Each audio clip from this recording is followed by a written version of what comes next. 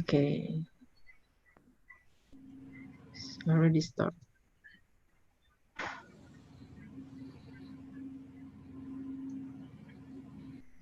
And then spotlight. Dr. Lucy, can Also record this moment, Pak Dirga. okay. Yeah, record in YouTube and now record in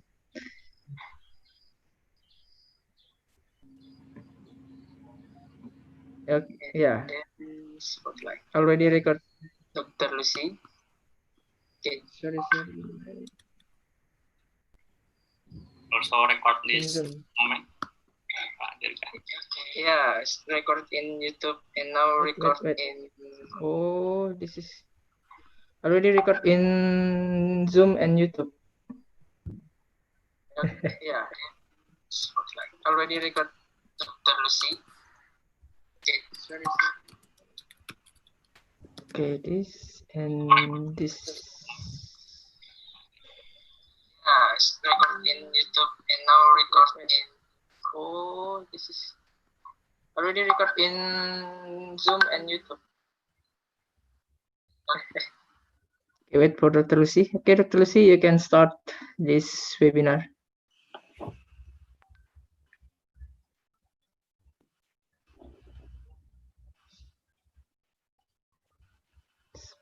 Spotlight video.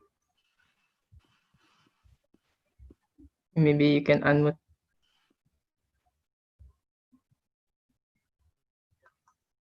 Okay. Hello. Hello. Hello. Yeah, we can hear you.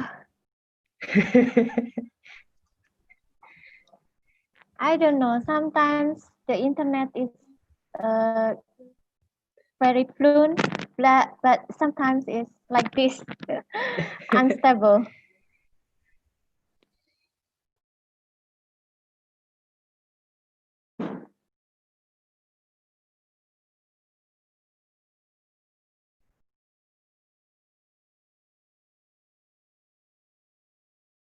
So we start now, Pak Dirga.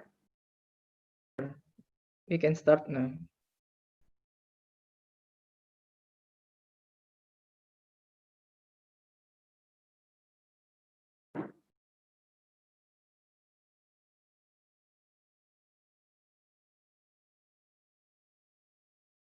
So, wait. So maybe Pak Dirga can help me to share the PPT file. PPT file.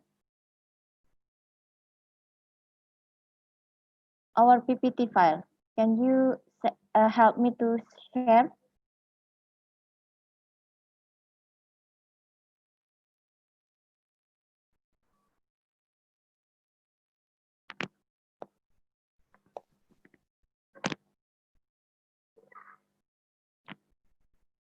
Well, ladies and gentlemen, may I have your attention, please? Our webinar will be is about to begin. So please have a nice set in front of your electronic devices. And thank you very much for preparing yourself to join in our webinar. Assalamualaikum warahmatullahi wabarakatuh. Good morning to you all. Good morning to you all. And Studies Network, Dr. Nur Hasarina, Honorable our speaker from Brunei Darussalam University, Dr. Rosnah Abdullah, Honorable our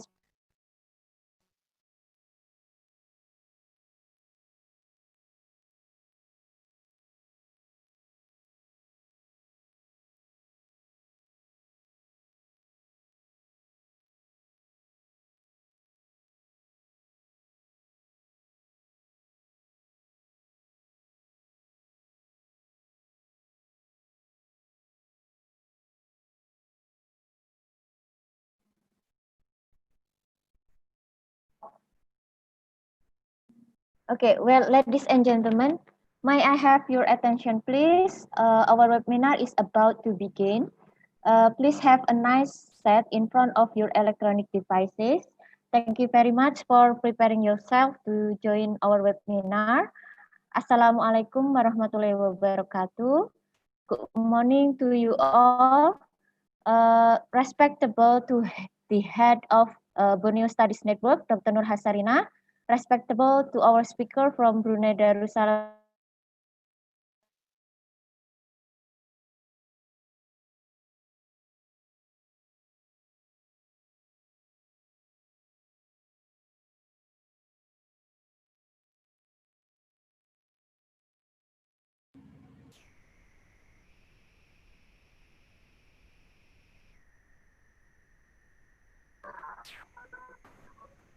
Perhaps,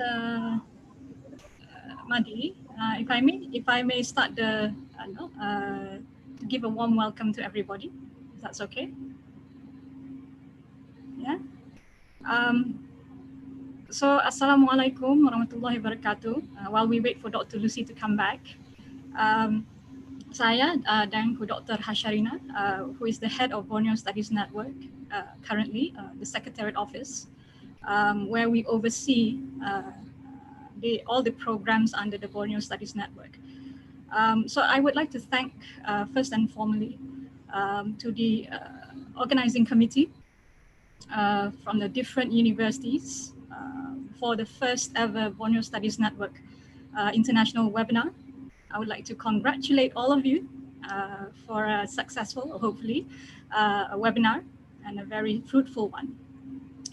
I was asked to talk this morning very briefly to kind of introduce what BSN is about. So I'll do that very briefly for everybody, especially the participants who may not know what BSN is all about. So this BSN international webinar that is being hosted by our very good friends from the different universities, which is on renewable biomass-based materials and energy, is under the research group of renewable energy and advanced material. It is one of the research thrusts of Borneo Studies Network. So I believe this morning's discussion on biomass-based materials and energy, it would be a significant element in the gathering of researchers and students to discuss and share knowledge on Borneo energy and material science that has been done by the different universities. Okay. Now, the Borneo Studies Network is proud to support this event, and this event is one of our programs under the Borneo Studies Network. The Borneo Studies Network is actually comprised of 12 different major universities and research institutions in Borneo, coming from Kalimantan. We have a lot of members from Kalimantan, Indonesia, Sabah and Sarawak, Malaysia, and obviously Brunei Darussalam. So currently the chairmanship and the secretariat are being held by University Brunei Darussalam. So if there are any questions or queries about the different programs under the secretariat, you can do so by emailing us at bsn@ubd.edu.bn,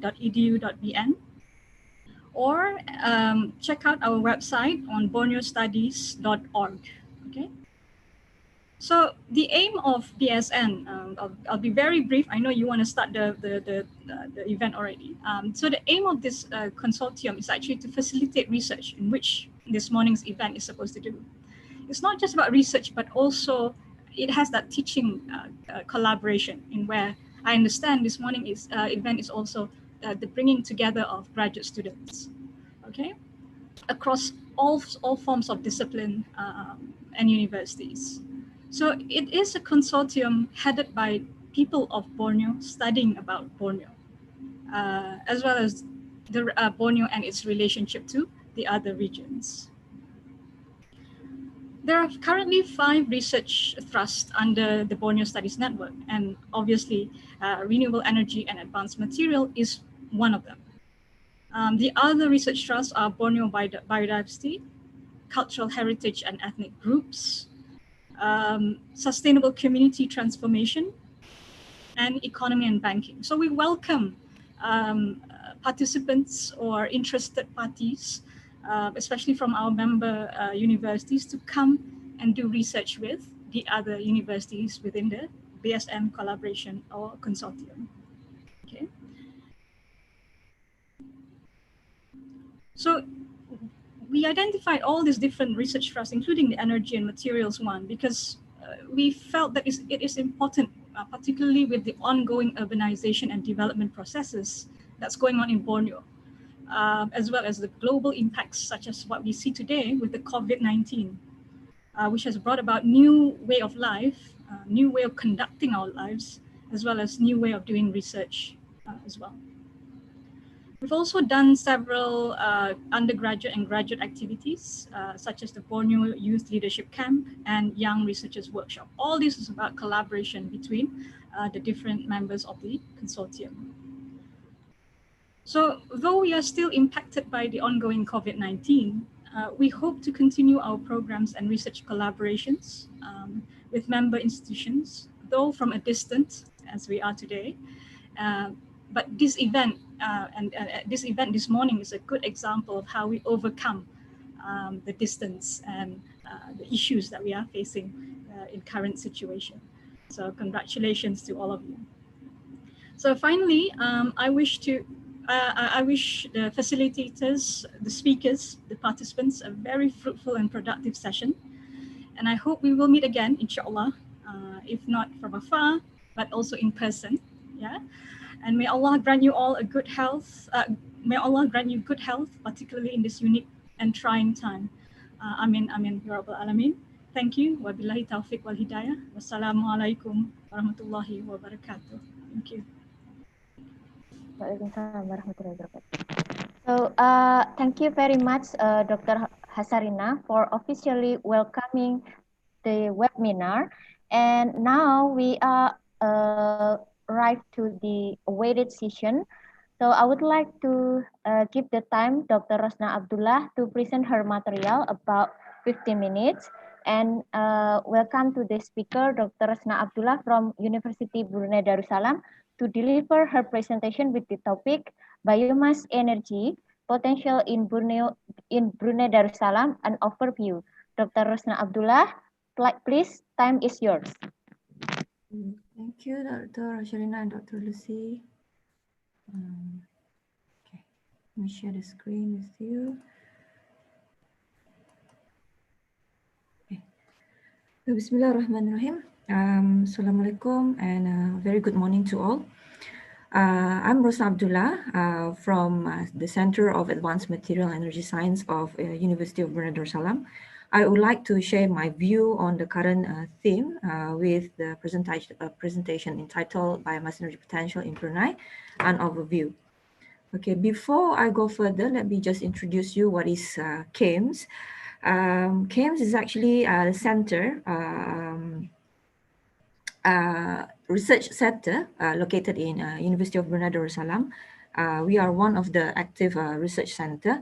CAMS, the short form is CAMS, are actually providing a platform for researchers from various fields to come together to conceptualize ideas, find solutions to problems pertaining to energy and also advanced materials.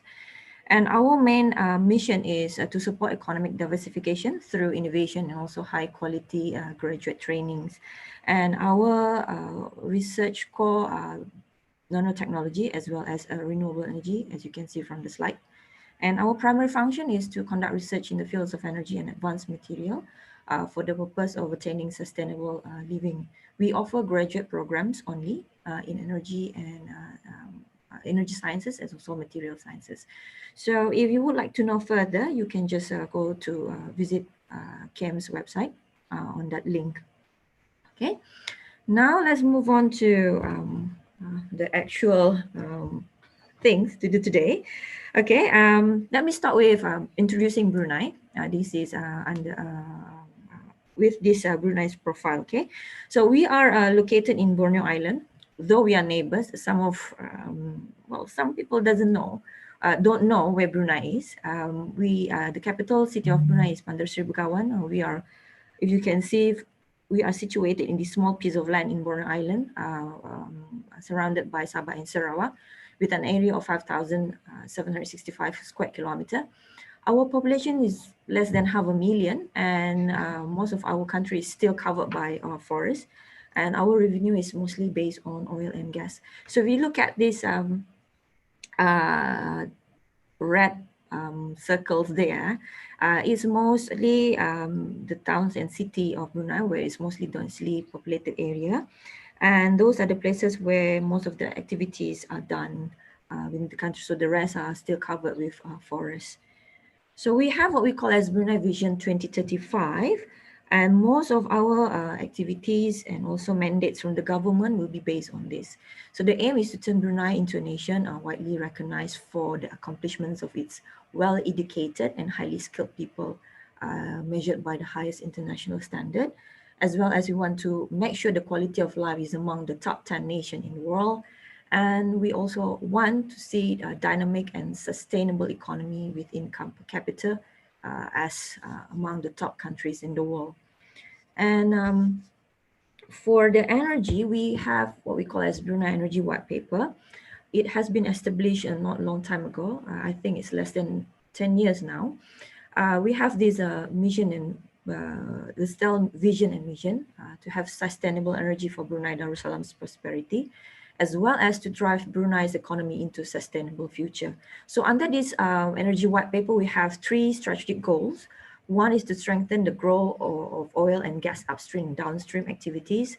Second one, to ensure safe, secure, reliable, and efficient supply of energy, use of energy. And the third one is to maximize economic spin-off from energy industry, which means to boost local content and secure high participations of local workforce. So the work for today's presentation is mostly related to strategic goals number 2. We would like to contribute to this area, yeah, to supply, to secure reliable, efficient supply of use of energy. So in Brunei, before I go further, in these strategic goals, we have this renewable energy in the total. We want to contribute renewable energy in the total power generation that comes from resources which can be naturally replenished, such as from solar and waste to energy. So I highlighted there from waste to energy. So we are concentrating on this part for this work.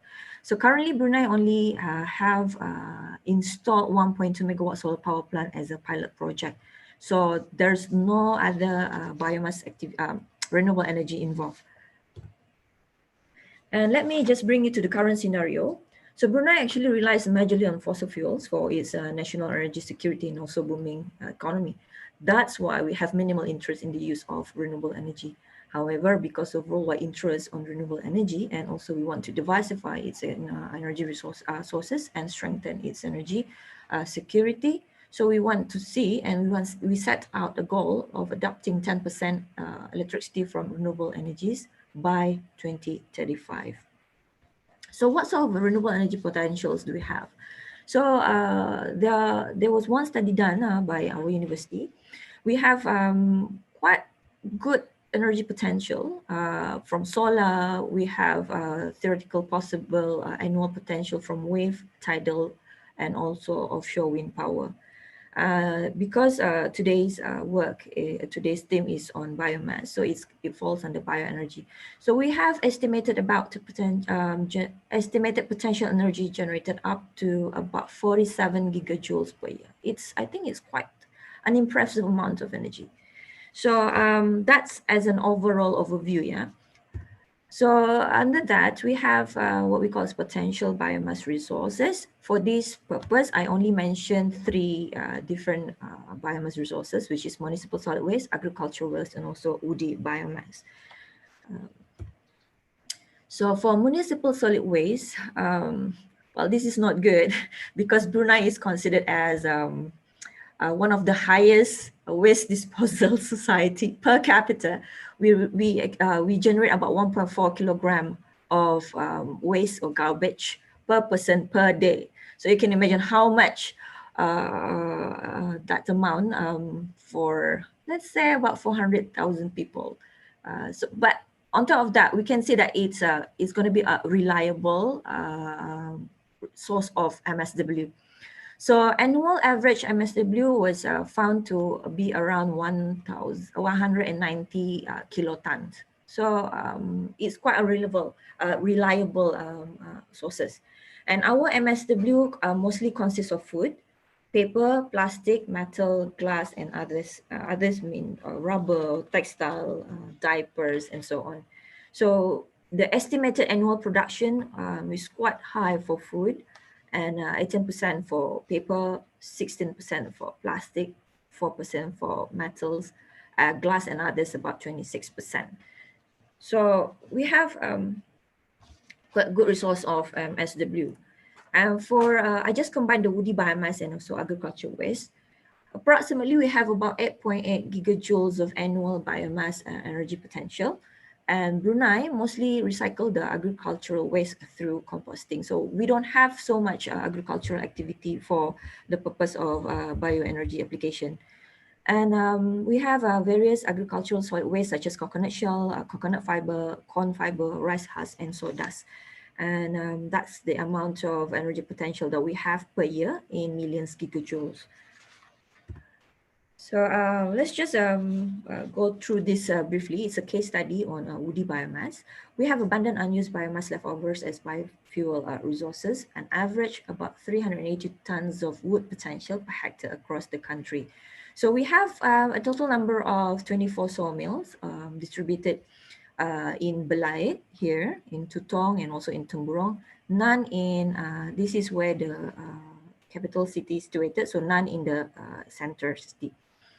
The sawmills are actually mostly a small scale because they're still using conventional machineries.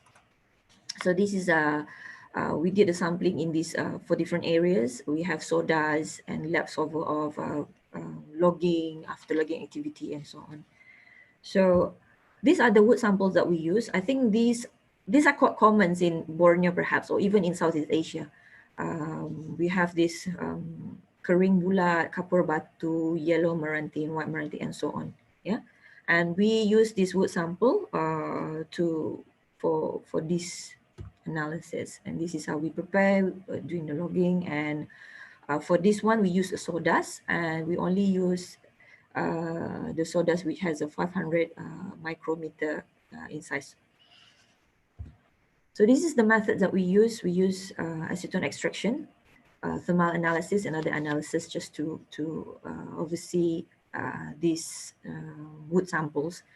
And we, for this purpose, we only did until hollow cellulose just to find out how much hemi and also cellulose that can be obtained from these woods. So these are the chemical composition. You can see the most interesting part for chemical composition is of course the hollow cellulose, and more or less about 67 to 73% the hemi and total of hemi and cellulose, which is quite comparable with other types of woods or energy crops in other parts of the world. This is just a thermal analysis which has been done at different heating rate, 5 degrees per minute, 10 degrees per minute, and so on. But as you can see, the behaviors are quite the same and quite comparable with, we just compare with this result with one of the studies available. Okay.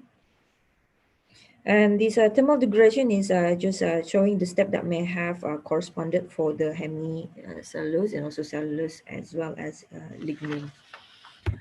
We done the approximate analysis, and you can see that we have this much of volatile matter, which is around 65 to 68%.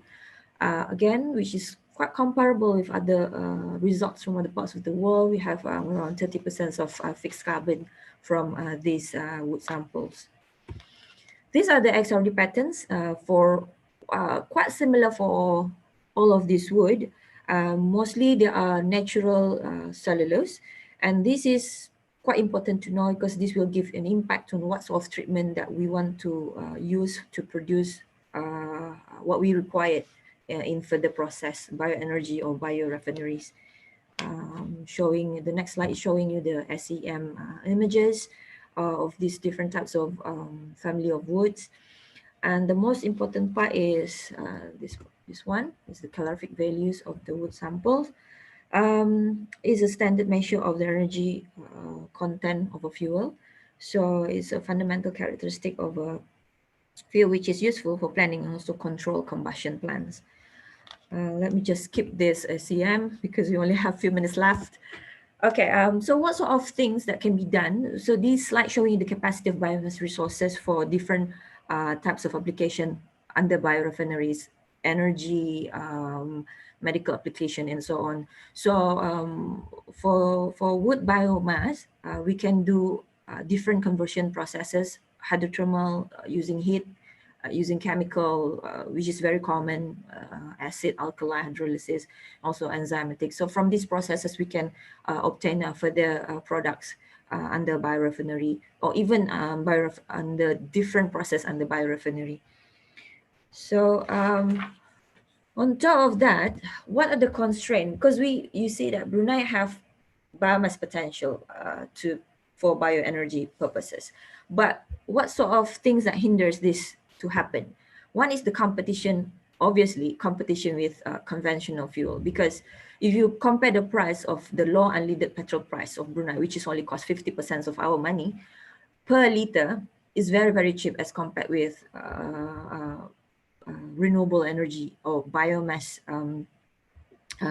pricing in the market. So this is one of the things that makes biomass application in Brunei quite difficult. And the other thing is we have a higher conservation policy for various agricultural activities, such as cutting trees and logging. So what we can use is only the waste leftovers from these activities. And we don't have proper infrastructures.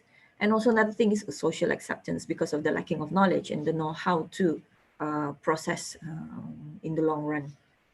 So we come to the final slide. I've been discussing about biomass energy may become one of the alternative energy. It is possible. And the generations of solid waste is considerably fast and high due to the modern lifestyle for Brunei. And efficient conversion to bioenergy is possible, not only using traditional, perhaps using a more sophisticated process. We have MSW potential, which is about 189 kilotons per year. Agricultural and woody waste potential, which is about 8.8 gigajoules per year. And these constraints are actually the hindering bioenergy demands. So that will be my last slide. And thank you very much for listening. I give the session to Dr. Lucy. Okay. Thank you very much, Dr. Rosna Abdullah, for giving such informative and interesting presentation. And before we go to the next presentation, so let me briefly explain the format and regulation of the presentation. So all the participants of this webinar may post of your opinions, ask questions, and state any comments in relation of our topic this morning on your tools of Q&A chat. Or if you want to ask questions directly, you can raise your hand using the tools in your Zoom windows. And now is the second presentation will be delivered by Pak Made Dirga from Universitas Palangkaraya. Pak Made Dirga will deliver his presentation with the topic utilization and challenges of palm oil byproduct as an energy source in Central Kalimantan. Pak Made Dirga, please, time is yours. Okay, thank you, Dr. Lucy, for the time. Good morning, everyone. Wait, I will share my PPT first.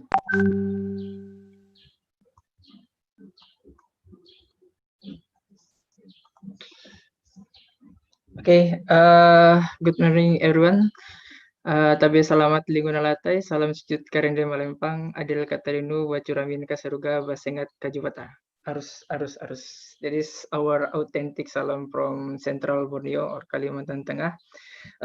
Okay, before I start my PPT, let me introduce myself. My name is Madi Dirgantara.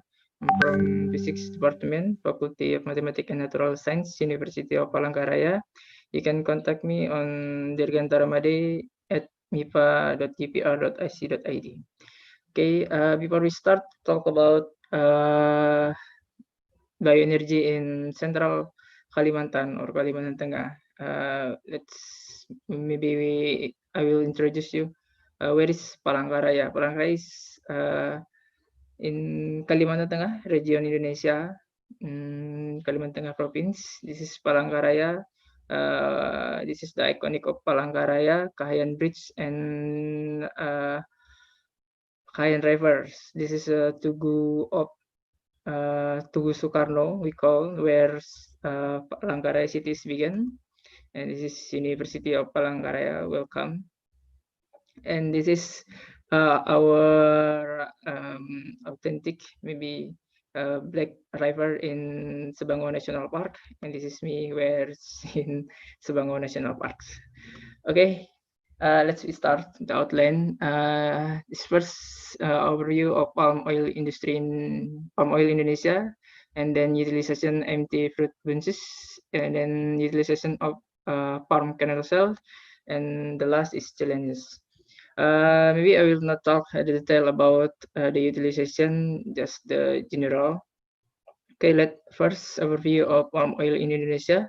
We know Indonesia is the highest or the largest production of CPO in the world. In 2070, Indonesia is 45%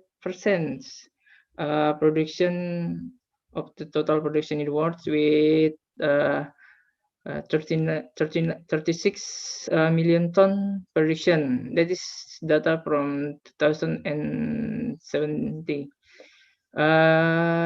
But in the last year, in 2019, the total production in Indonesia is increased almost 10 million ton in 45, 86 million ton. And this is the five province in Indonesia with the highest palm oil production in 2019. Kalimantan Tengah is the second. That's why I more focus on byproduct from palm oil production in Central Kalimantan Tengah, 7.75 million tons in 2019, last year. Okay. This is a product from 1 ton fresh fruit bunches. Wait, can see FFB. We have 23% CPO, 5% palm kernel cell, 22% empty fruit bunches or EFB, and 50% palm oil meal effluent or POM. From all of this, we can convert to bioenergy, like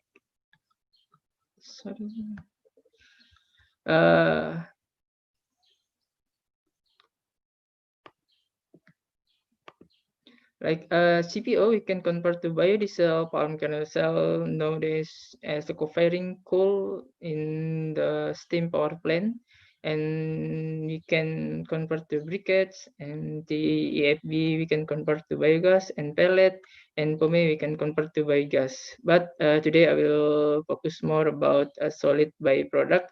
This is empty fruit bunches and cells, palm kernel cells, what I work it. Okay, this is palm oil production system in Indonesia. I take this from LCA analyze. The red sign is indicated the high impact environmental. We'll talk it later. But now we focus on product from oil mill. Product from oil mill is the byproduct fiber and MVC fruit bunches. EFP. Okay. No, what Palangkaraya University Palangkaraya already do. about the utilization empty fruit benches is the first conversion AP to biogas. AP from oil mill has high lignin and cellulose. That's why if we use that directly on the land, the biodegradation is need a long time because EFB has a high lignin. We can use EFB to straw mushroom cultivation first, and straw mushroom is degrade lignin to the smaller or the degrade lignin, and it's mean easy to make the cellulose convert to biogas. This is biogas after straw mushroom cultivation. We can use the AFB to be a raw material for biogas. And then in the biogas process, we still need a cow dung to be a starter, and then we can use this to compost. As this project is supported by Ministry of Environmental and Forestry, Republic of Indonesia in Katingan, Kalimantan Tengah. This is what we already do. This is EFB. We can use EFB as a mushroom cultivation, straw mushroom. Yeah, we know on the left we can see the EFB already have economic value, and the middle is for gas production digester. This is in the top is dry digester, and in the bottom is wet digester. This is fire produced by biogas. This already do in Katingan, Kalimantan Tengah. And then next, EFB to pellet. Now I talk to EFB to pellet.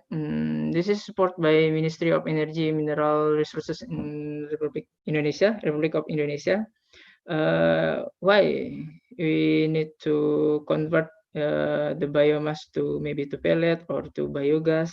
Because this is 70% LPG, liquid petroleum gas in Indonesia is come from import, and this impact on the subsidy by Indonesian government in 2018 64 trillion rupiah.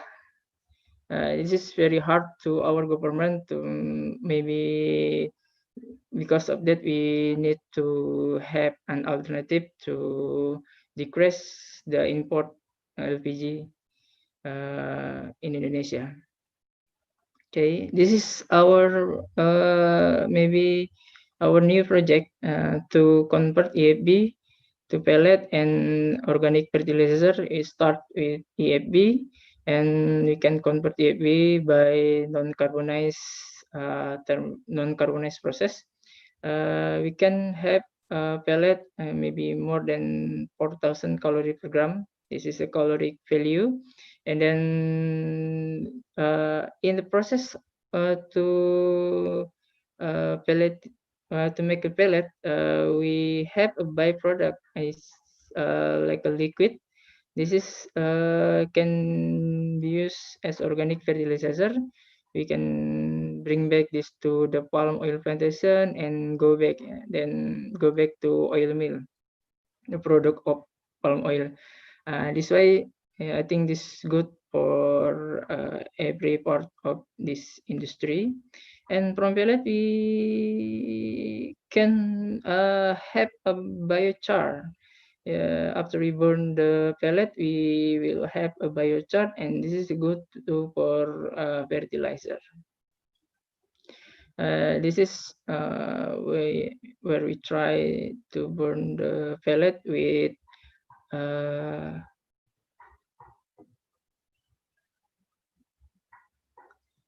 you can see that's the pellet.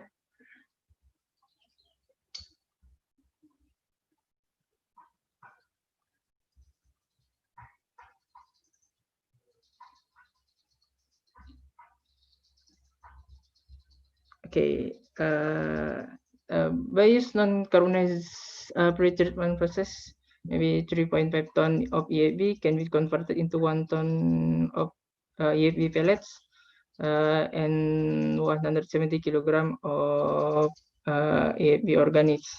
And sorry, 8 kilogram pellets. We already calculate conversion pellet to LPG.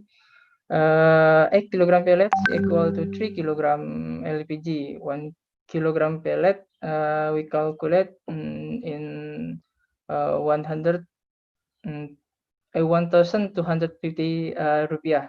That's more cheaper than LPG today in Kalimantan. LPG price today in Kalimantan. That's what we already do. And then utilization of palm kernel cell.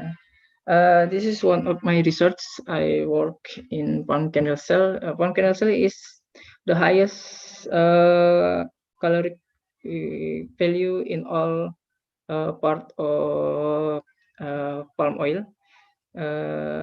Today's palm kernel cells using as co-firing, coal co-firing for steam power plant is already do in Kalimantan Timur, and then raw material for biomass power plant, and also for for a boiler in oil mill. They use palm kernel cell to be a raw material for boiler in their oil mill. But we can increase the value of palm kernel cell with torrefaction or thermochemical process or others like pyrolysis, like hydrothermal, what Dr. Rosna doing, and others. But today's I work with torrefaction. With torrefaction, this is a mild pyrolysis, like in the range temperature 200 until 300 degrees Celsius. With the torrefaction process, we can increase the caloric value until 5,500, 9,000, 6,600 calorie per gram. 6,600 calorie per gram.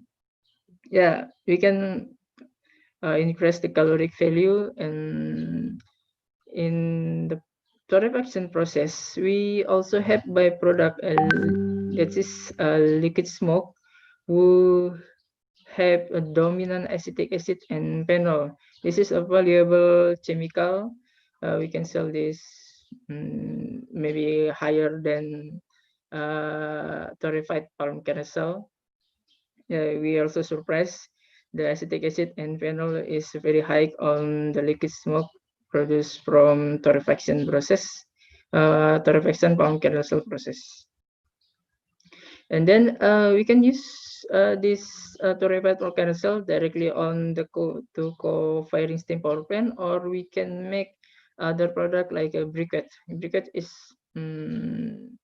maybe 10,000 rupiah per 1 kilogram, and palm kernel is just 500 rupiah per 1 kilogram. We can increase the value of the economic value of palm kernel as a briquette, and we can use this to the community. This utilization of palm kernel with torrefaction process is supported by BPDKS, who manage the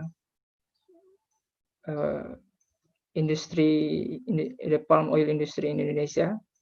And then, okay, this is all of utilization palm kernel cell, what UPR already do. And then challenges, okay, this is maybe one of important. Okay, first is pro and con, the contra of palm oil.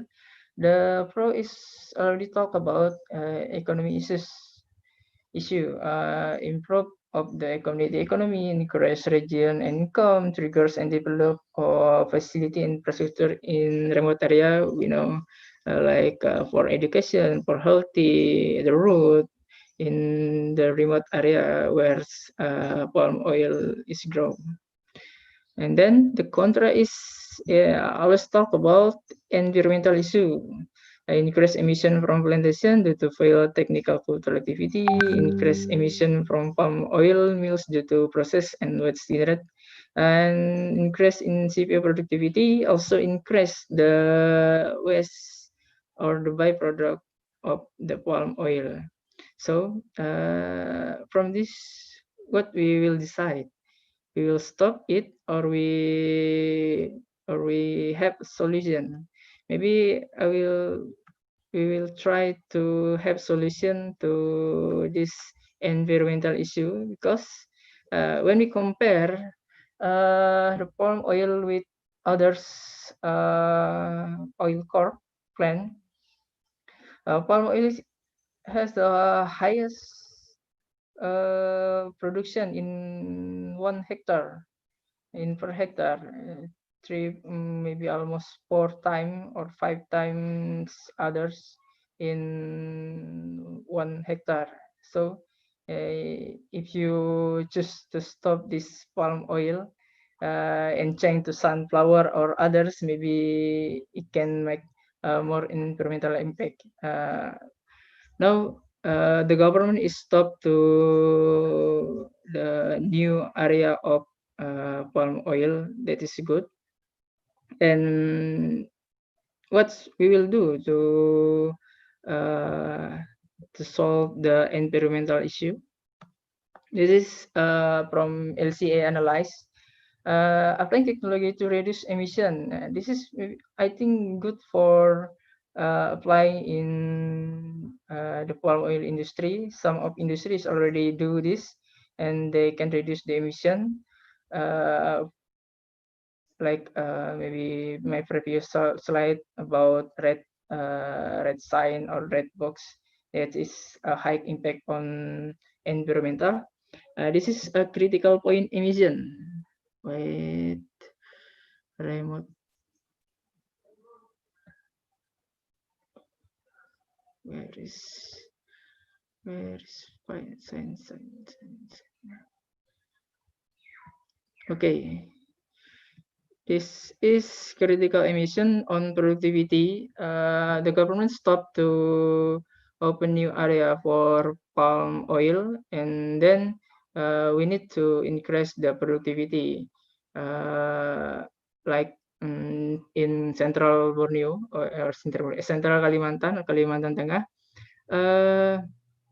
In 2018, we have 6 million tons productivity in Kalimantan Tengah, and in 2019 we have 7.7 almost 1 million ton in 1 year. This is high productivity increasing. This is will reduce 50% emission. And the palm, you know, palm has large methane. The current treatment is open legend without methane capture plant, but some oil mill or oil industry, we already use growing of number methane capture plant to use the palm as a biogas and then convert to electricity. And EFB just dumping.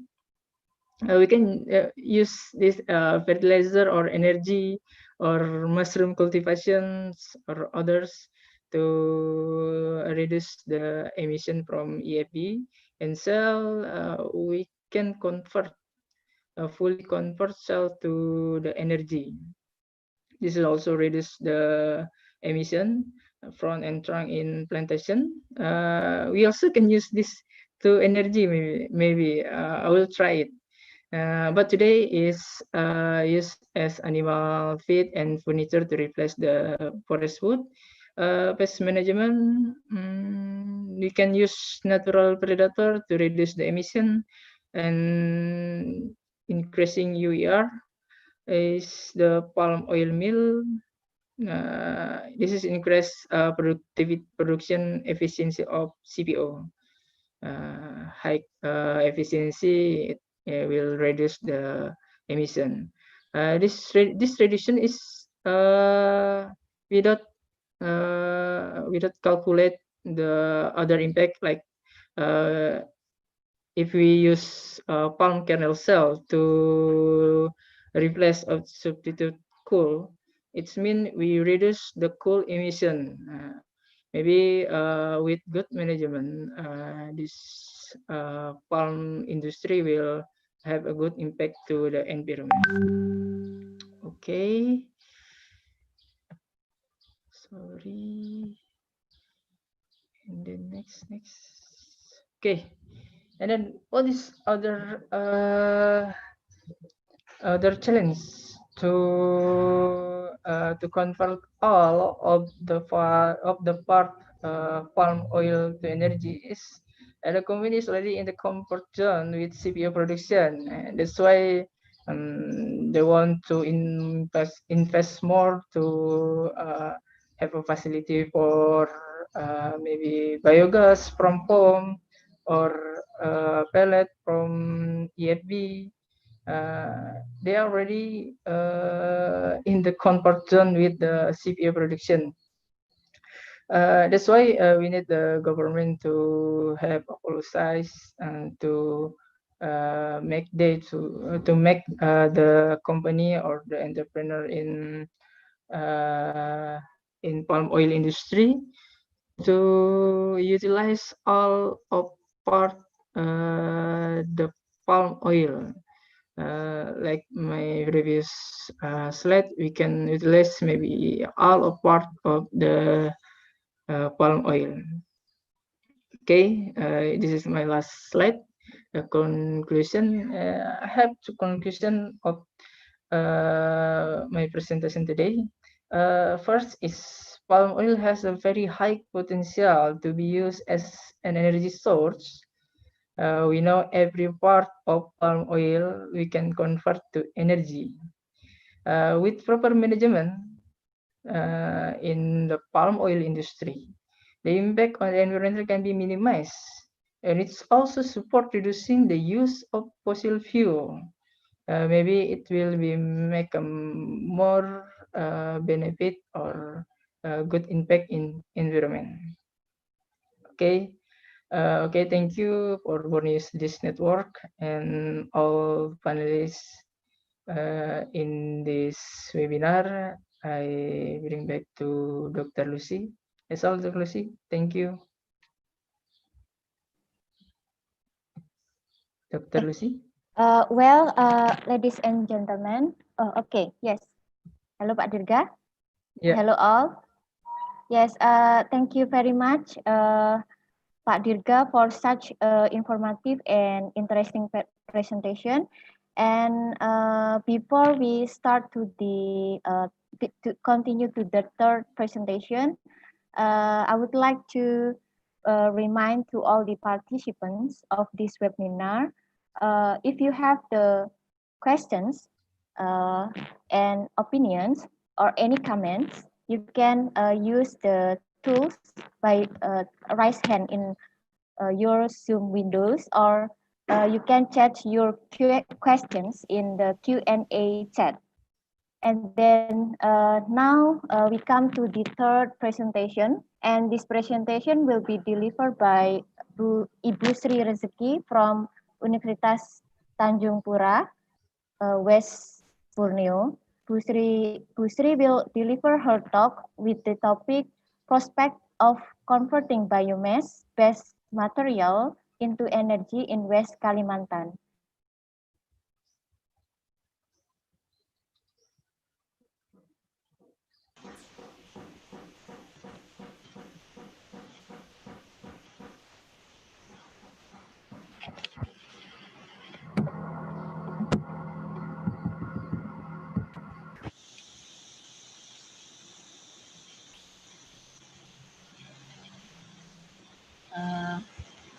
Okay, Assalamualaikum warahmatullahi wabarakatuh.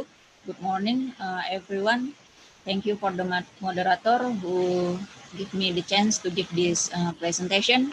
Perhaps you all can hear me clearly because here I have the heavy rain. My presentations today is about prospects of converting biomass-based materials into energy in West Kalimantan. Let me introduce myself first. My name is Rida Ziki. I'm from Department of Chemical Engineering, University of Tanjung Pura. So here is the map of West Borneo. And the below one is the picture of Tanjung Pura University. Tanjung Pura University is on Pontianak, West Kalimantan. So Pontianak here. So I start from the definition of biomass. What is biomass? Biomass is the term to describe all organic matter existing on the Earth's surface. It's included agricultural crops and residue, forestry crops, sewage, municipal solid waste, animal residue, industrial residues, and others. So how to convert biomass to energy? There are several ways to convert biomass to energy. The first is direct combustion, pyrolysis, digestion, fermentation, and extraction, followed by transesterification. We will discuss it one by one. This is direct combustion method. Maybe this is the simplest method compared with the others because we just only do some pre-treatments like make the biomass dried and then supply it to combustion so it can hit the boiler and the boiler produce steam and it will turn the turbine and it will produce energy.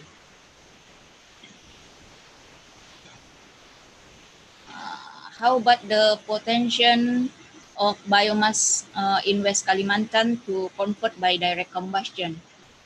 So I have the data from municipal solid waste and agricultural residue. I only have data from 3 cities and regencies in West Kalimantan. So the quantity per day for the capital city of West Kalimantan is around 400 tons per day. For Sambas, almost 500 tons per day. And for Ngabang Regency is around 9,000 tons per day. I can found any data from 11 other regencies. So I try to convert this municipal solid waste to energy. Then we will have around 86,000 megawatt hour for MSW in Pontianak, 97,000 megawatt hour for municipal solid waste in Sambas, and more than 1 million megawatt hour for municipal solid waste in Ngabang. And also in agricultural residue, West Kalimantan has 20,000 tons agricultural residue. So when it so we will have 13 million megawatt hour from direct combustion.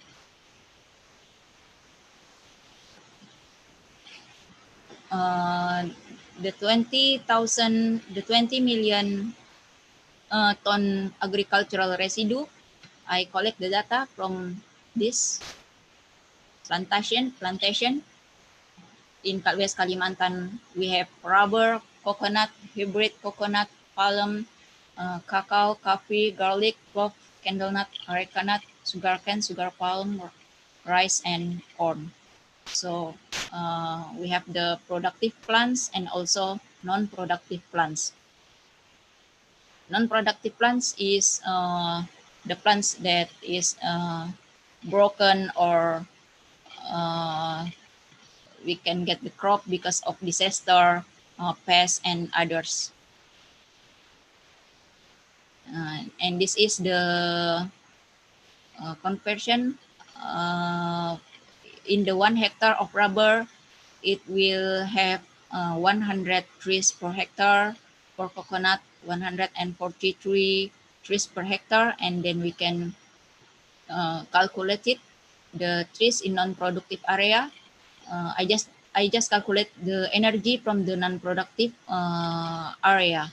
So I didn't use it because it will use to produce food and others. So from the agricultural residue, we have in total 20 million tons agricultural residues. How about in pyrolysis? In pyrolysis, the biomass can convert into 3 products.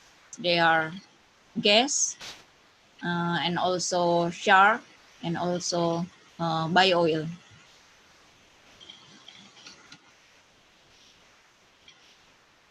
This is the data when I convert the biomass into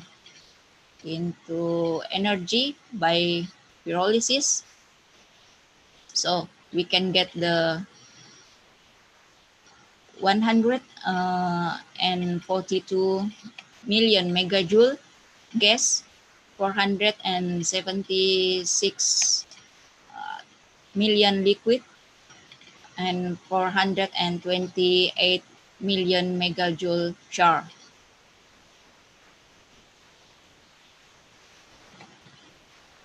Then the third method is digestion.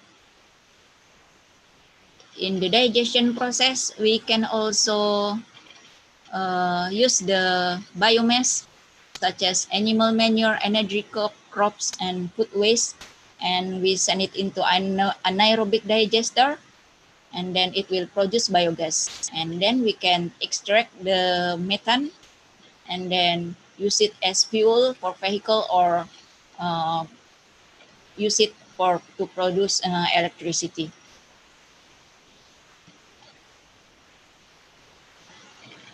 And this is, I try to calculate it, the biomass potential from the animal waste, from beef cattle, dairy cows, buffaloes, goats, swine, and poultry in West Kalimantan. So we will have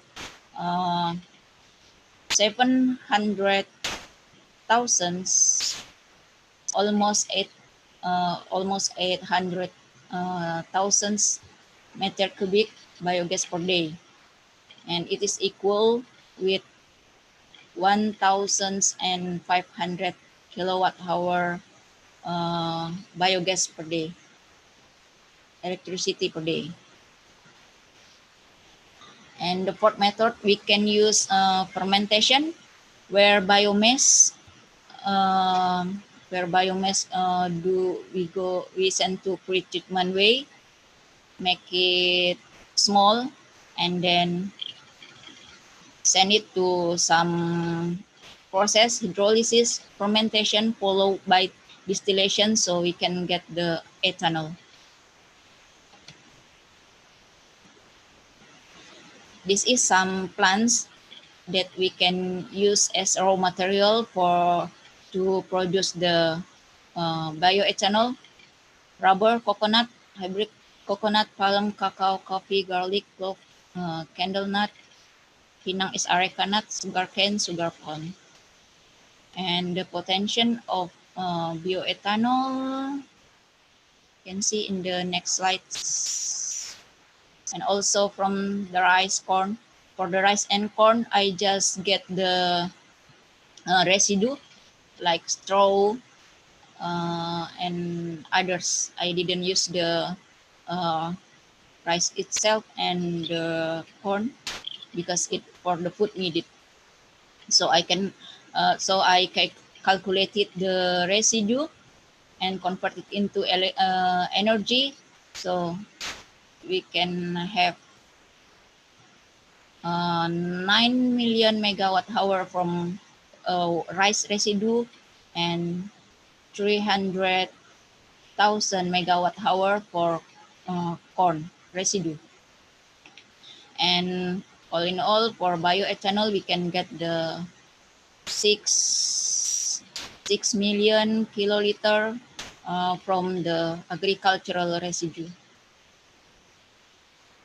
And it's equal with 9 million megawatt hour electricity. So the last methods in my presentation is trans-esterification. We can do this method trans-esterification by extract the plant's material to get the oil and fats, and then we do some pre-treatment and add some catalyst and methanol for next do the trans-esterification, and after washing and drying we will get the biodiesel.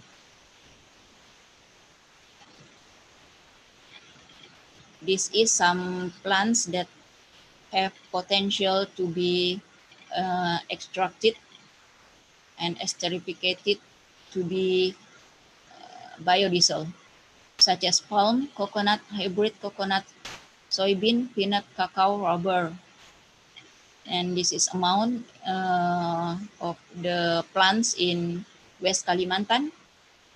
And then from the conversion, we will get 1 million kiloliter of biodiesel.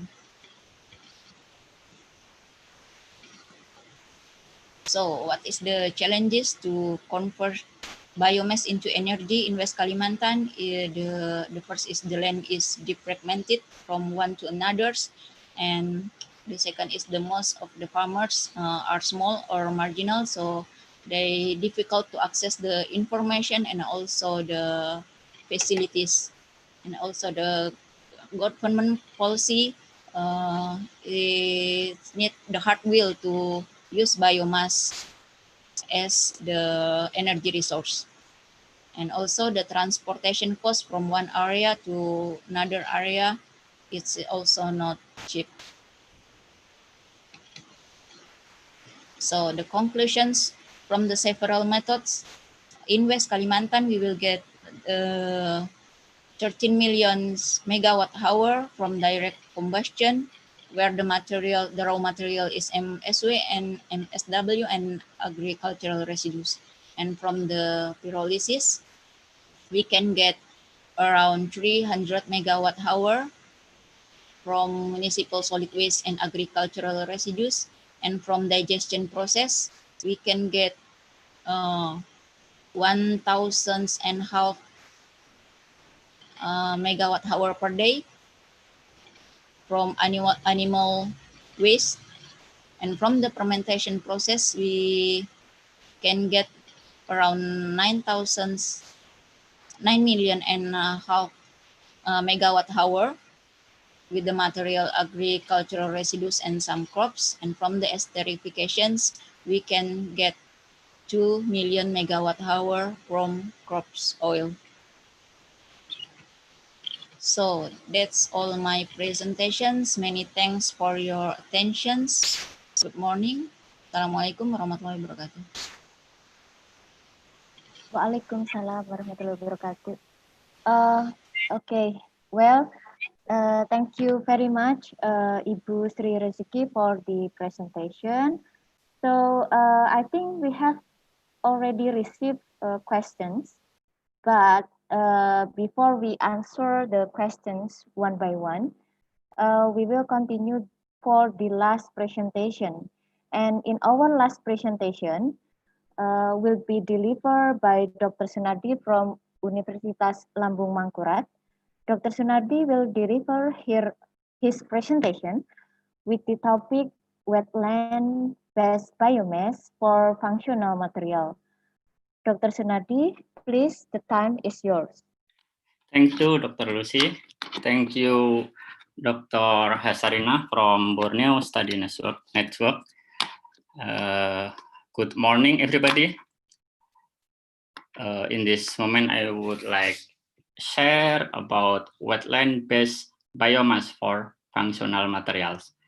Challenge and opportunity of nanocellulose, maybe rather different with the other presenter. My name is Sunardi. I came from Chemistry Department, Faculty of Mathematics and Natural Science, Lambung Mangkurat University, and Wetland-Based Material Research Group, Lambung Mangkurat University. Thank you. But before we discuss about wetland, please let me to introduce my institution, Universitas Lambung Mangkurat. Universitas Lambung Mangkurat, located in South Kalimantan, maybe in the smallest province in Borneo. Here, and our mascot is the floating market. Maybe some people have come here.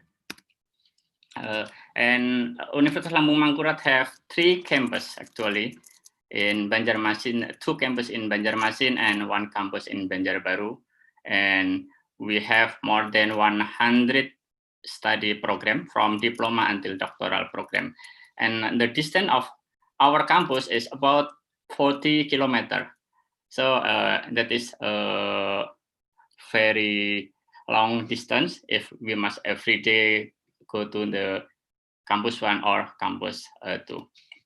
And our vision is to be leading and competitive university in the field of wetland environment. So why our focus research is also in wetland environment?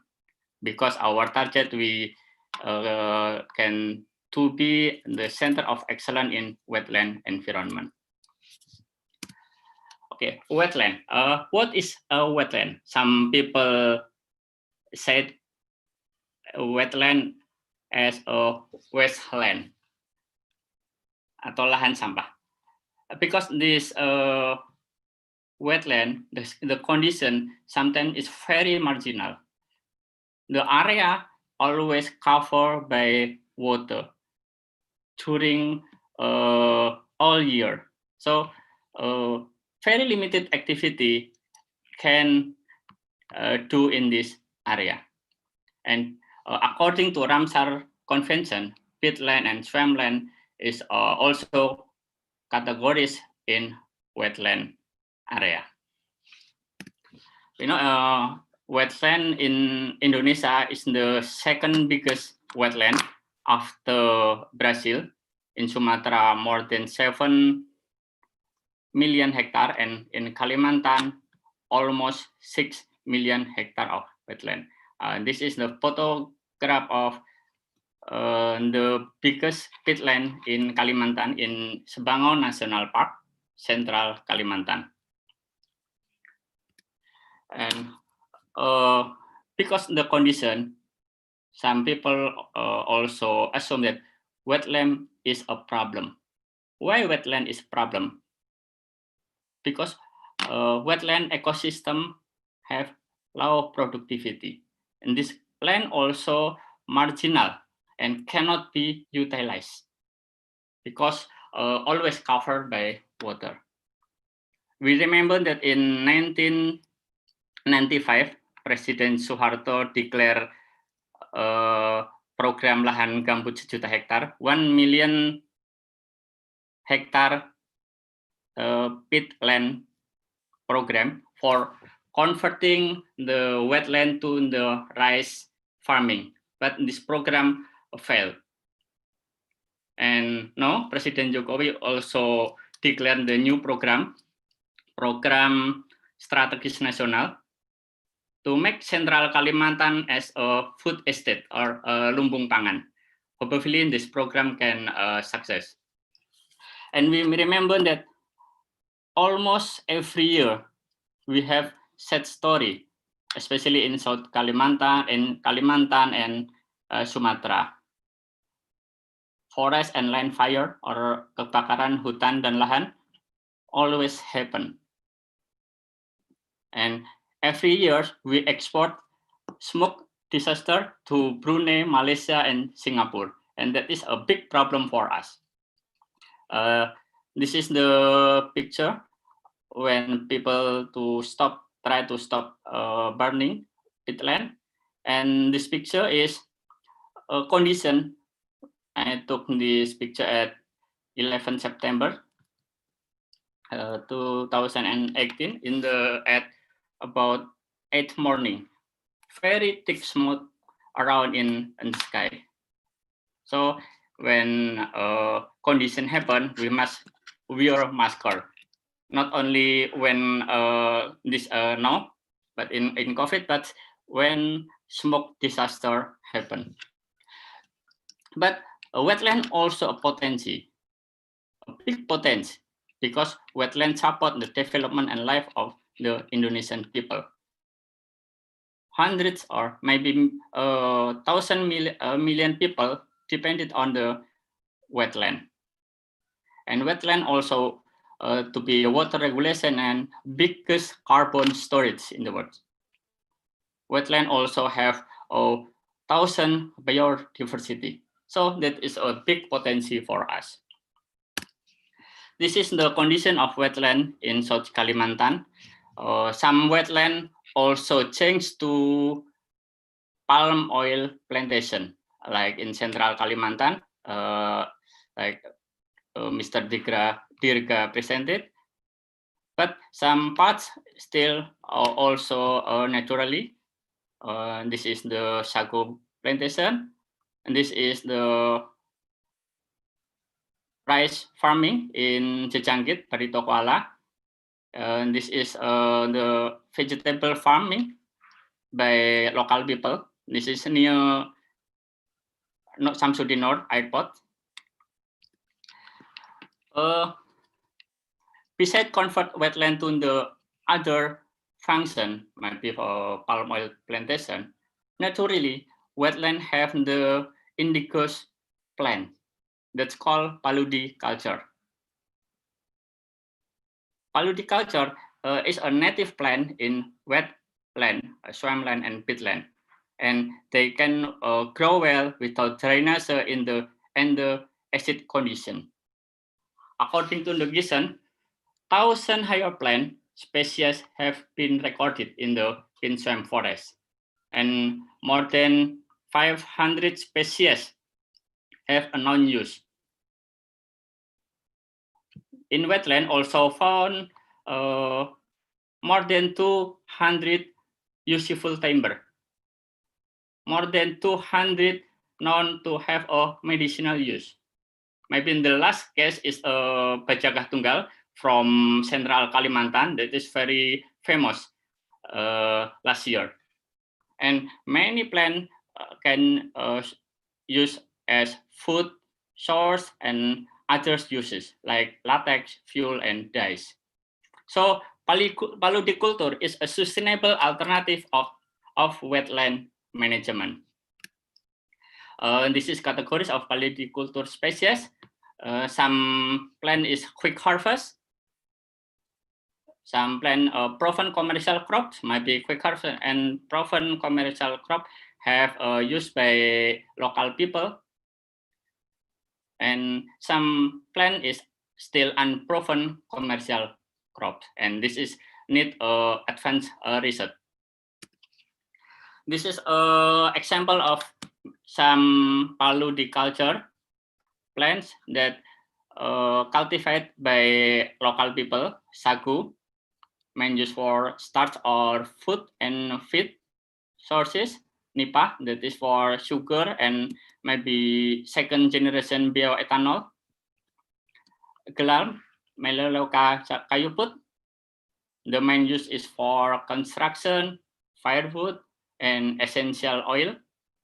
And the next is Purunticus, Eleocharis delcis. The main use is for fiber, for make handicraft in South Kalimantan. And some plant is wood like Jelutung Rawa for plastic and furniture. I'm sorry, the picture lost. And Meranti Merah for construction. So this is the data from Amirta et al. 2019 about plant species located in swamp forest, but the location in the East Kalimantan. Many plant species have found, and this plant also have use for local people for many utilization, like firewood, construction, medicine, and others. So all of the paludiculture is a source of sustainable biomass. What is a biomass? Dr. Sri Rezeki have discussed about that. So all of this sustainable biomass, especially from wetland area. And this is the potential of wetland as a sustainable biomass source. We know all of biomass comprise three main components. The first is cellulose, hemicellulose, and lignin, and the other additional component like extractive and mineral or S. And this is the hypothetical diagram of the composition of biomass: lignin, hemicellulose, and cellulose.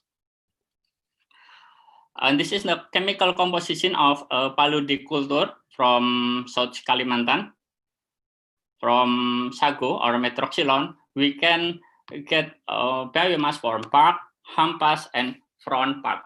And from nipah, we also can get biomass from husk, seal, frond, leaf. And from Gilam, Elocharis turkis, this is the composition of cellulose, hemicellulose, and lignin.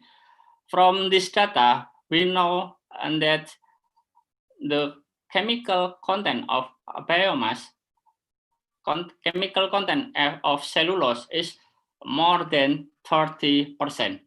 That is very high number. So we can use this for the other material, not only energy.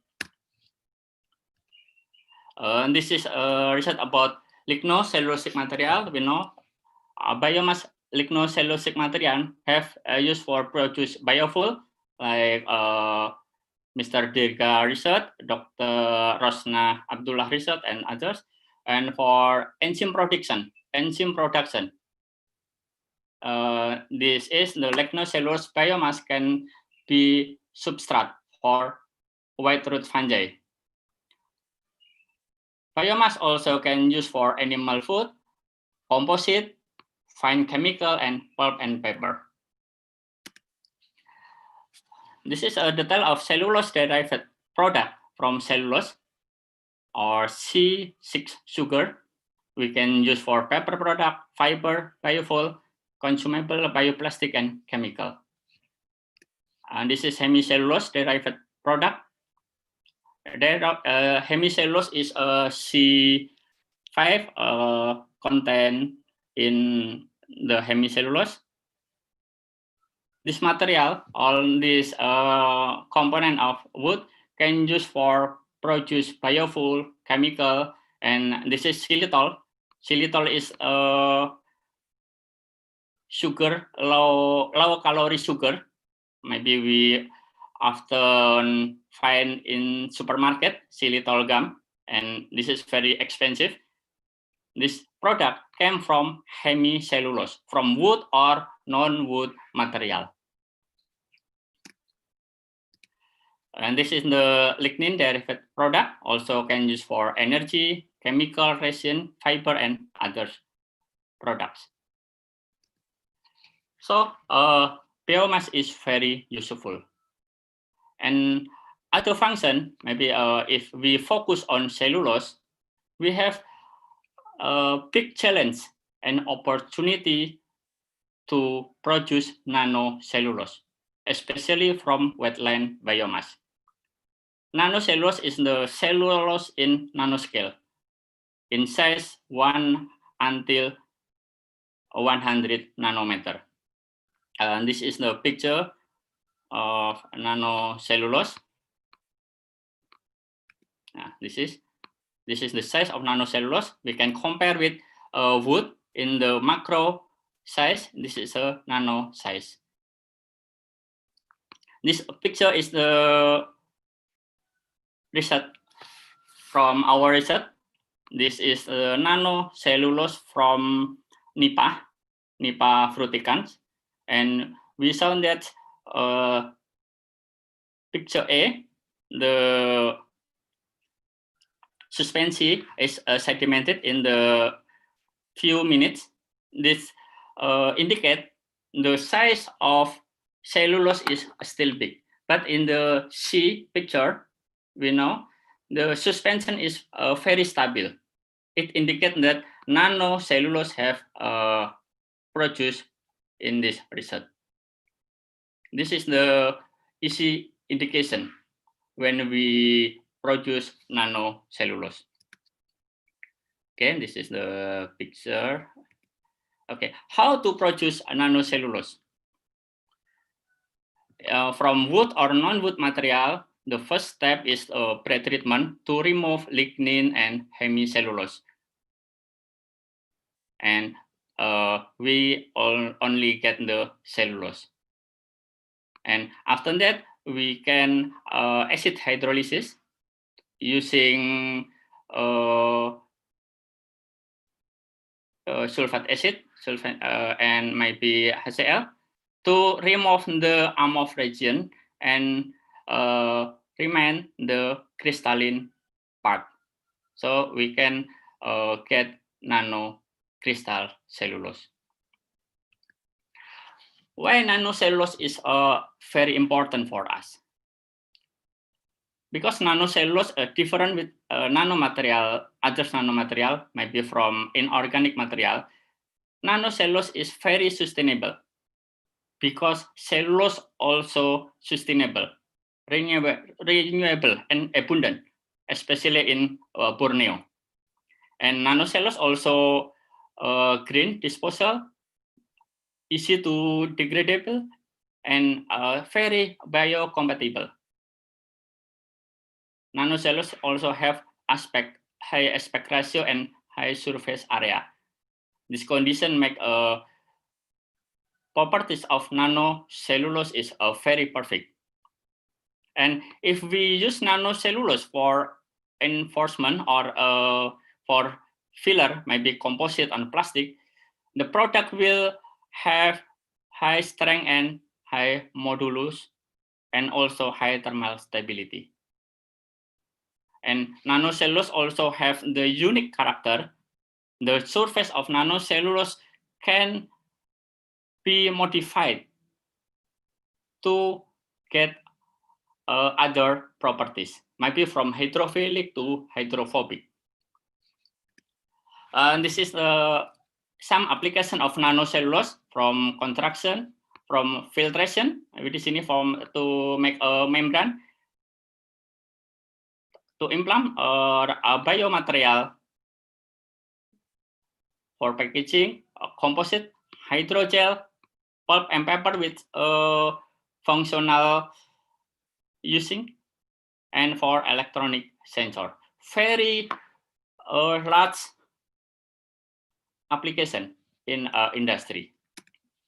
And this is the example of nanocellulose as a biomaterial function for skin application, artificial human part, cosmetic, and delivery system.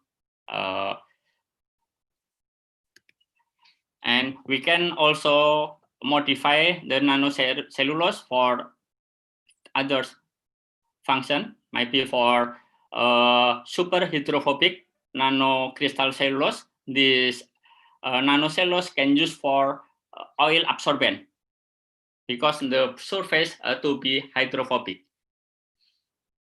Nanocellulose can also for antimicrobial using modifying the surface. And our focus research is for drug delivery. We can modify the nanocellulose can appropriate with a drug to slow release drug delivery. if we see the data of publication about nanocellulose based on the Scopus data, we can see that the publication about nanocellulose is significantly increased in the 5 years since maybe in the 2012, only about 100 publications published in index-based Scopus. But in 2019, more than 1,000 publications have published. And until the end of June, more than 700 publications have published in Scopus. So it's a very interesting publication. And if we see from country, the China is dominated the publication, and the country from South Asia, only Malaysia have publication about nanocellulose in the significant number, because we know Malaysia also have the big plant of palm oil, and the nanocellulose from Malaysia based on the palm oil biomass. This is the prospective demand of nanocellulose in the world. Every year, the demand more than 23 million tons per year. Very big number for us. And the doses of the nanocellulose for adding in some industry only low percent, about 0.5 until 5%. But the additional of nanocellulose can improve the character of the material, like paper, textile, and other material. If we see about the price of nanocellulose, that is also very expensive. In the suspension condition, about 1 until 3% in solid water, the price is more than $2 per gram. And the dry condition, the price is about $8 per gram. This is the commercial cellulose nanofibril. And for nanocrystal cellulose, and the price also high. For the suspension, per gram is about $3, and for dry condition or dry nanocellulose, the price is about $8 per gram. So that is very expensive price if we can make a cellulose from the abundant material. This is an example of our research, preparation of and characterization of nanocrystalline cellulose from wetland plant, Eleosaris delcis or Purunticus, have accepted in Material Science Forum. This is the picture of our suspension, and this is the size. The size of our nanocellulose is about 70 nanometer. And the second, this is our patent that I have submitted about formulation of transparent bioplastic with dissolved cellulose. So in this research, we added the dissolved cellulose to improve the character of bioplastic. With the addition of about 0.5% of dissolved cellulose, we can improve the mechanical strength of bioplastic more than 10 times, from 15 megapascal to 248 megapascal. So only with the small addition of dissolved cellulose, we can improve the properties of a bioplastic. This is the address of our research. We use cellulose from Nipa fruticans to make drug delivery agent of rifampicin. That rifampicin is the medicine for tuberculosis. From this data, we know that the addition of cellulose can improve the release of rifamycin. So the future prospect, homework for us, how to use wetland biomass as a sustainable nanomaterial source to make the problem or marginal land to biomass source, to make something material, new material that is a functional material to produce and get and to produce much money. So we can convert biomass wetland not only problem, but that is a big potential for us without degrade the function of wetland area. That's all. Thank you very much. This is my contact, sunardi@ulmac.id. Thank you, Dr. Lucy. Okay. Thank you, Dr. Sunardi, for the such informative and also interesting presentation. And well, ladies and gentlemen, thank you for your attention and your time still attend this webinar. So now we come to the most awaited session where you may post your opinions and then ask questions in relation to our topic this morning and the presentation just now. So I would like to ask the questions from the participants. So please wait, I will check. Okay, so we just get some questions for all the presenters today.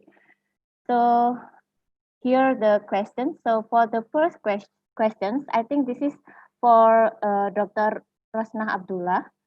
So and she already answered for the typing answer anyway, but I think it's better if Dr. Rosnah explain once again virtually. And the first question is about the detail of technology that has been implemented in Brunei to produce energy from biomass, and which more effective to be biofuel product or in the form of gas.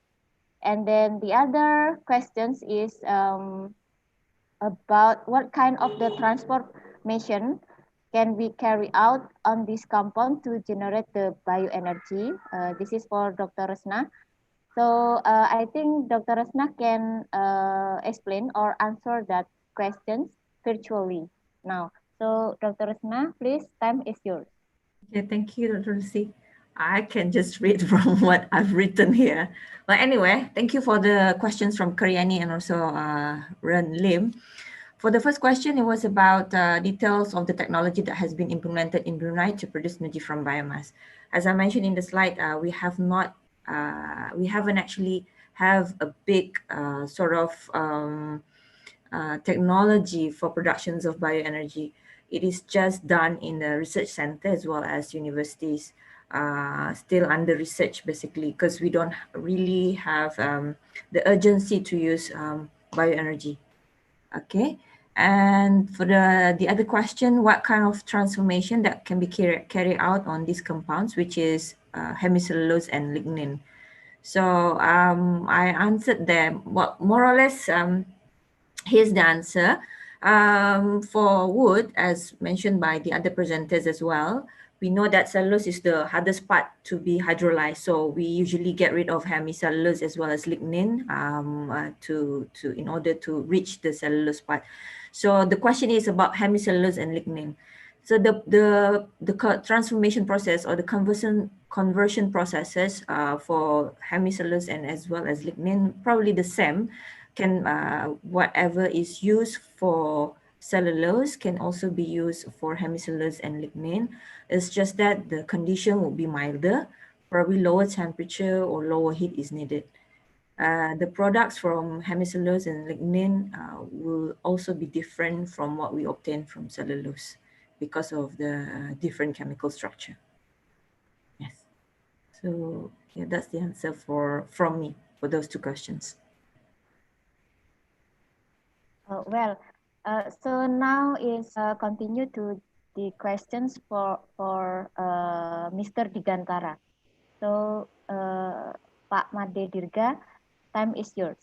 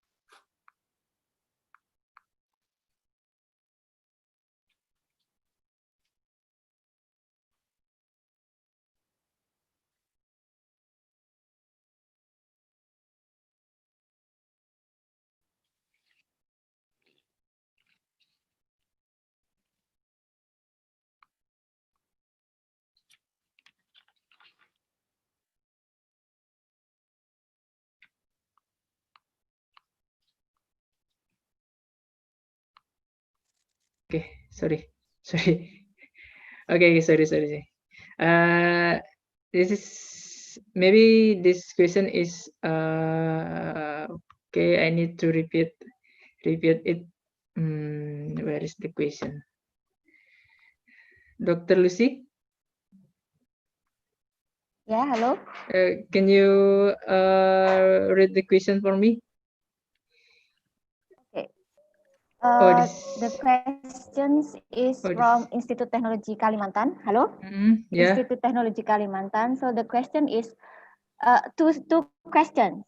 The first question is asking about how long is the duration to produce biogas by using EFB method. Yeah. And the second question is what kind of the method did you apply to calculate the prediction of reduction CO2? Yeah. And I think this is the question. So then the next questions will be delivered to Bu Sri Rezeki. Okay. It's same with Mansub. The question is you mentioned about producing of gas using palm waste. Could you please explain more if possible? Okay, this is the digester to produce biogas from byproduct or AFB from cultivation of mushroom.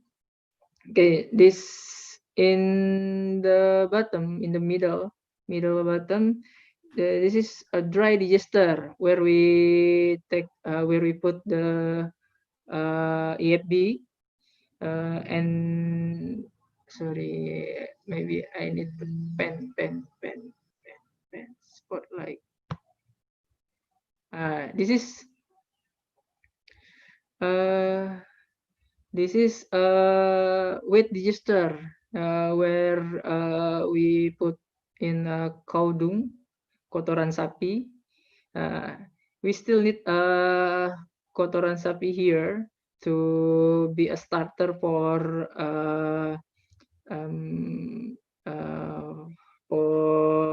convert the EFB to biogas. Yeah, on anaerobic. Maybe just that this is the we mix the digester, not just wet digester, but two kind of digester, dry digester for EFB and wet digester for cow dung as the starter for produce biogas. And then the dry digester need 10 days for produce biogas because the bacteria need to degrade the cellulose to convert to biogas. But in when we use cow dung or kotoran sapi, in the next day we can have the biogas. This is time about how I calculate. Actually, this wait, where is my presentation?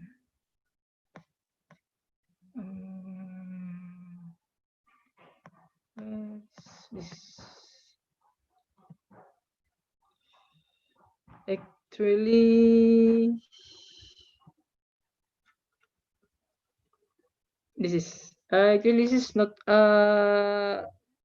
my and calculate it by myself, but I take this from source. But I know maybe I will answer this method. It's using LCA, life cycle assessment. Maybe we'll answer LCA in Indonesia.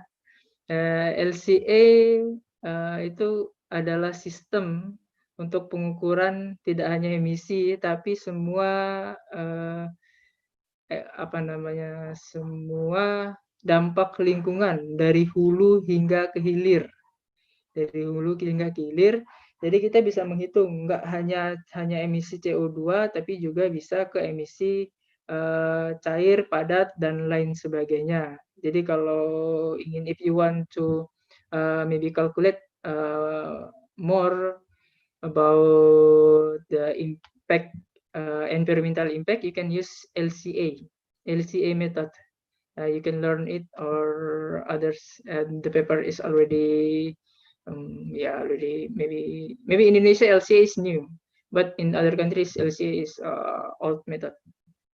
But this is good for calculate environmental impact, and our Ministry of Environment and Forestry will use this as proper, maybe as a point to give one company is a green company, they have a good environmental management. Jadi untuk di Kementerian Lingkungan Hidup sendiri, LCA akan dipakai kepada perusahaan-perusahaan untuk mengukur dampak lingkungan yang mereka berikan. Jadi nanti di sana ada penilaian apakah dia masuk ke dalam hijau ataupun merah ataupun bisa jadi gold. Mungkin that's it all. Maybe one question again about mixing. About mixing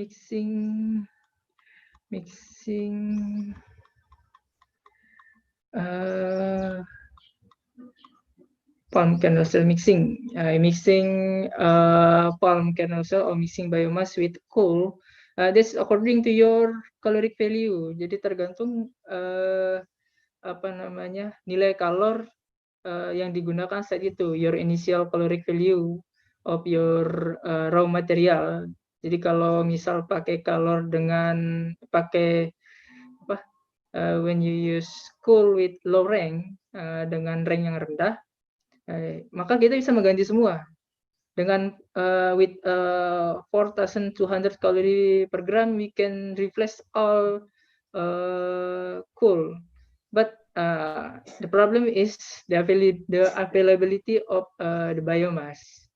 That is the problem, the availability. Jadi ketersediaan dari biomasnya itu bisa nggak cukup gitu, karena memang produksinya itu harus besar. Seperti di PLTU, we need large of biomass. Kalau misal pakai yang tinggi, ini torrefied palm kernel cell is if compared to coal, it's kind of maybe high rank.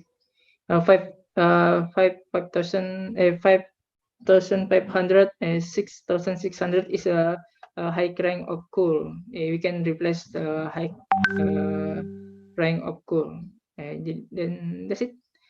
Today's PLTU is replace or substitute 5% of their coal to biomass with use palm kernel cell.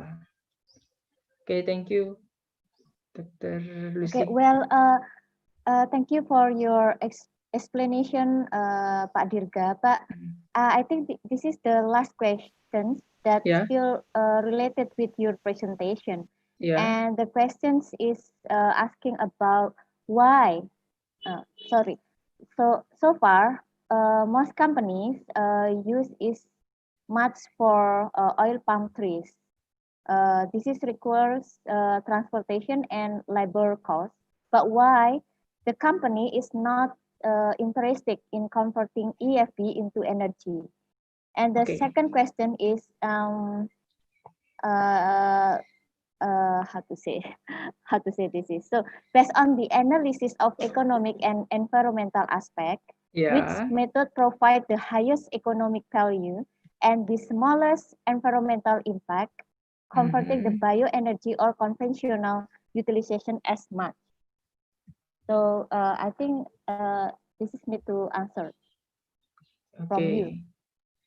Okay, I already answered it in the MBT because the company is already in comfort zone with the CPO production. That's why they don't want to.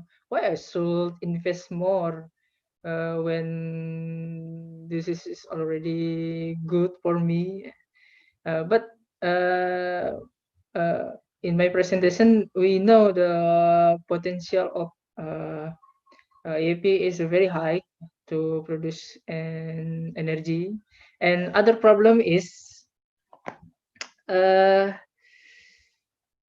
di Kalimantan Tengah sendiri beberapa industri yang we try to make a collaborate with the industry. Perusahaan itu berasal dari luar negeri. Jadi there are from Singapore, from China, from Malaysia. This is not from Indonesia. That's why maybe nationality is not too high. But we try to make them believe you will have a benefit to this program, and the government. The government also support us maybe to utilize all part of the palm oil. Jadi masalah utamanya sebenarnya juga di situ. Ini sebenarnya sudah kita kalkulasi, ini menguntungkan baik itu bagi negara, bagi masyarakat di sekitar, bagi pemerintah sendiri untuk mengurangi ketergantungan terhadap gas. And then the problem with the use biomass as a fuel for community untuk masyarakat. Jadi kepraktisan dari kompor biomasa itu masih belum. Yeah, this is one problem. The biomass stock is I think not perfect yet for using in the community. Jadi kepraktisan dari kompor biomasa tidak seperti kompor gas ketika diputar langsung hidup. Ini tidak, ini masih belum, dan masih banyak mungkin kepraktisan yang masih belum. But when the government decrease the subsidi, ya, jadi kalau pemerintah menurunkan subsidi, maka harga gas akan sangat tinggi di masyarakat. Maybe in that situation, the community will change to the biomass. And then, any question will I not answer yet, Dr. Lucy? Dr. Lucy, can you hear me? Dr. Lucy, anyone can hear me? Yeah. Yeah. connection of Oke, jadi mungkin itu yang menjadi masalah. Masalah utama sebenarnya juga ada di perusahaan tersebut, karena perusahaan tersebut sudah berada di comfort zone, sehingga dia tidak mau investasi lebih ke yang lain gitu. Padahal jika dimanfaatkan semua, itu akan sangat baik. Tapi pemerintah juga sudah mulai menerapkan penilaian lingkungan yang lebih ketat untuk perusahaan-perusahaan, seperti penggunaan LCA seperti tadi, Life Cycle Assessment, untuk menilai perusahaan tersebut. Nah, kalau memang tidak baik, maka ya ini akan banyak denda-denda terhadap perusahaan tersebut, sehingga akan memaksa perusahaan tersebut untuk melakukan konversi biomas with all part of palm oil. That's it, Dr. Lucy. Dr. Lucy. Maybe Bu Sri Rezeki, you can answer your question. We wait for Dr. Lucy. to answer the question. The first from Mr. Khan, is the data from Indonesia only that I mentioned it before? No, the data is only from West Kalimantan. So West Kalimantan is only one province is in Indonesia. We have another 32 province. So the data only for my province, West Kalimantan. The second question is is there any power plants in Indonesia using biomass waste? Yes, in Indonesia we have some power plants that using biomass waste, but the number of the power plant is still less. In 2018, in Indonesia only have 12% the energy source from the renewable energy, while the less around 88% is from fossil fuel. So we need to fulfill the target on 2025. We have to use 23% of renewable energy in Indonesia. That's a big challenge for us. So move to the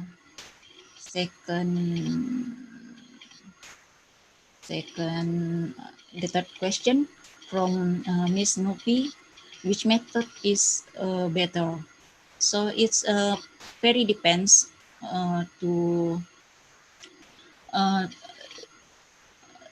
it's very depends because every method has the positive side and negative sides.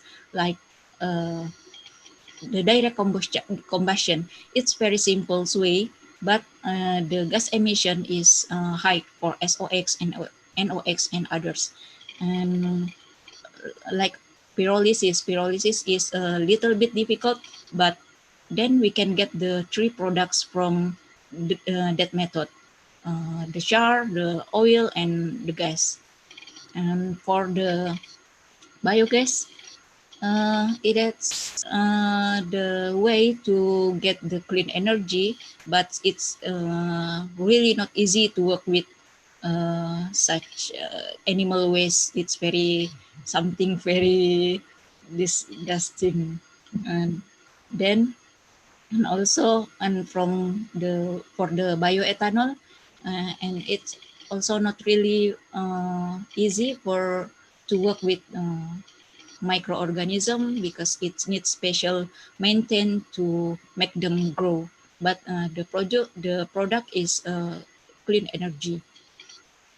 And the last method is biodiesel. And for the biodiesel, we need the resource from the oil source, only from the oil source. That's the factors to determine which one is better method. That's, I think, for my answer. Who's next? Thank you for the questions. Okay. For the time being, I'll take over from this is still disconnected from our session. Let's just move on for find some questions for Dr. Snardi. Where is the question?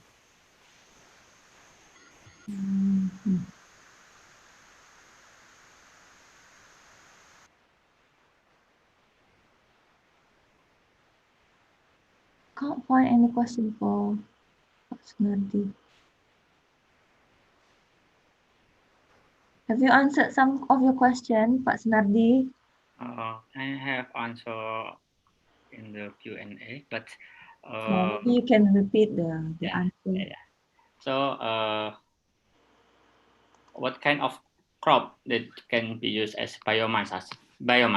So generally, all of biomass can be all of plant can be biomass sources, and all of plant might be residue, sisa-sisa tumbuhan. That is all is biomass, and all of this contain cellulose, hemicellulose, and lignin. Might be only in the different amount of its component. So biomass is very abundant because we can get it from all of the plants.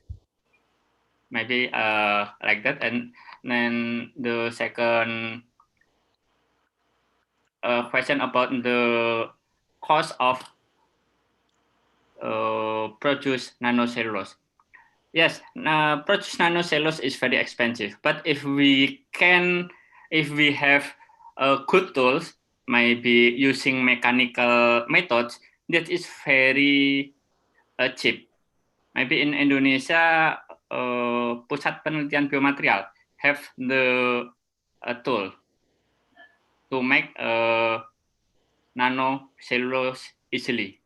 And if we have that, we can produce nanocellulose in the easy method, and we can produce a big number of nanocellulose from our biomass.